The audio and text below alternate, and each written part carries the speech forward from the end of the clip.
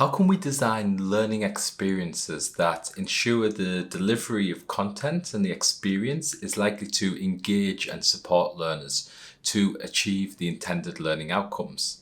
Well, we can be guided by evidence-based approaches, such as Gagne's 9 events of instruction that focus on the sequencing and communication of educational content. The ultimate goal of the 9 events of instruction is to help educators structure learning experiences in a meaningful way to resonate and engage with learners.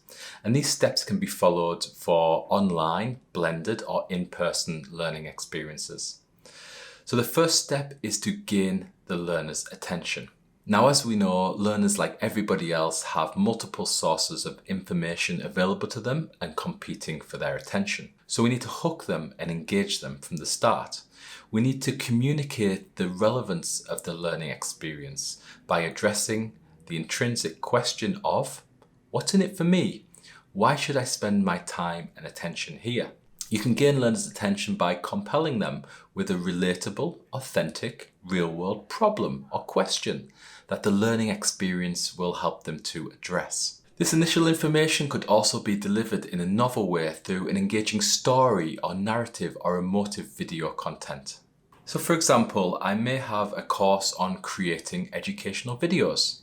I might start by asking a question like, do you want to future-proof your career as an educator? This course will give you the skills and knowledge to create your own educational content. This might trigger people to think, do I need this? Am I missing this skill in my educator toolbox?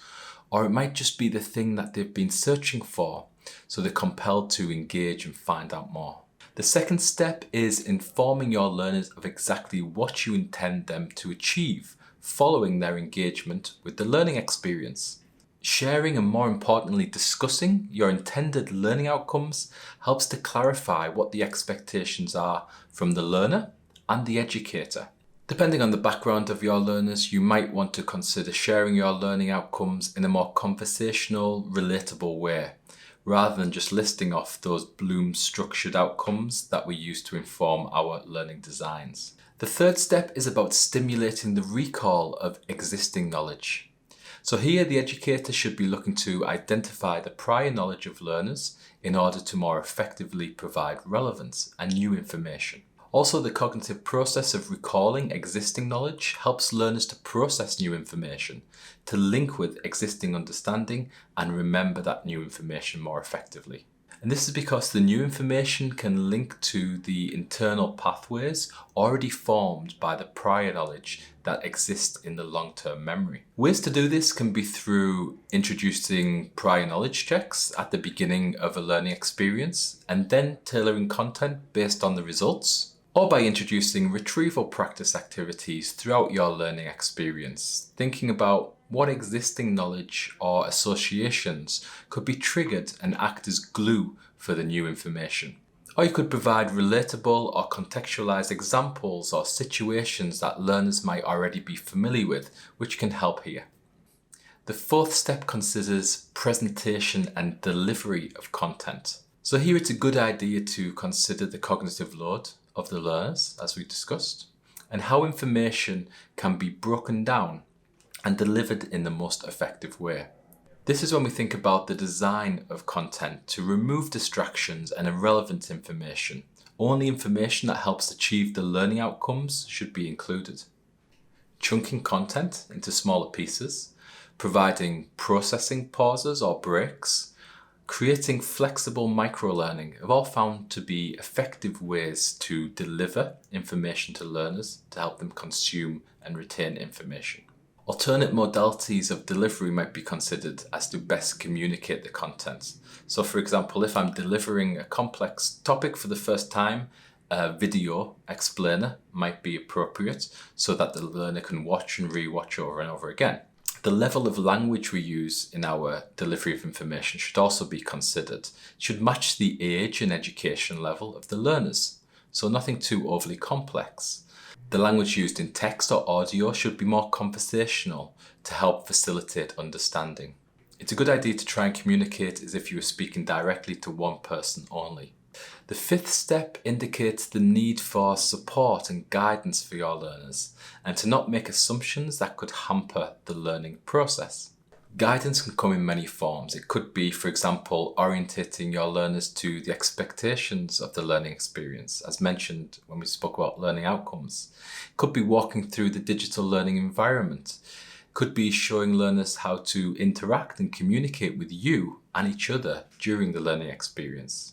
It could be by providing expectations and guidance for learning activities.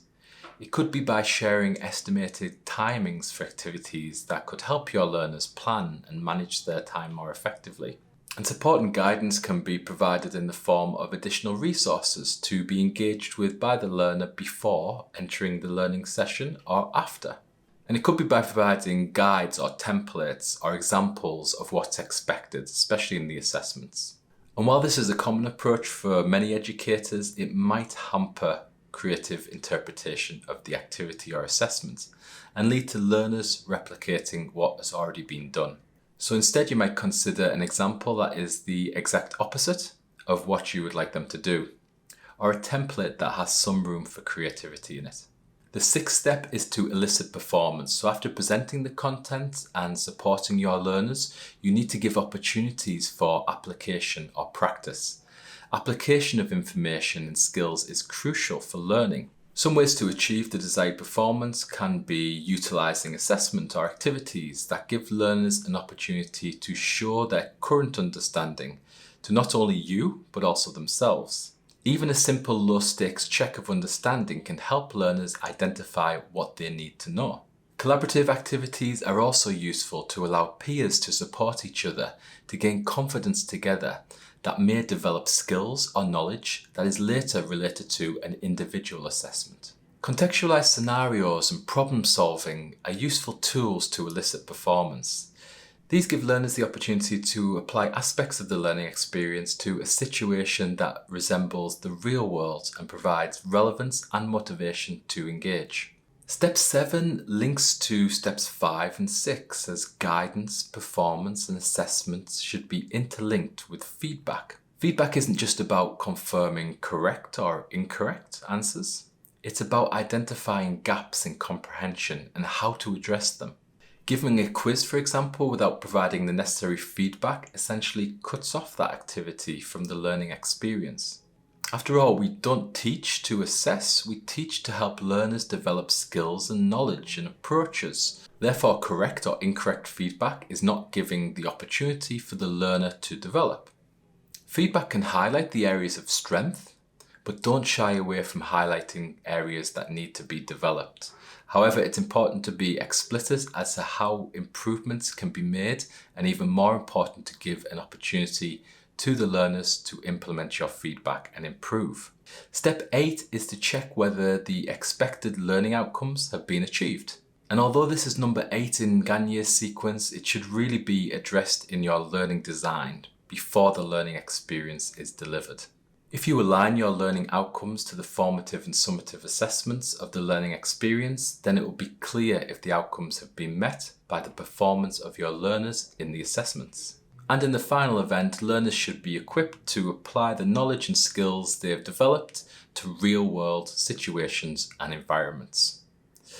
So that's Gagne's 9 steps of instruction to consider in the development of your learning experiences to resonate and engage with learners either in the online, blended, or in-person learning environment.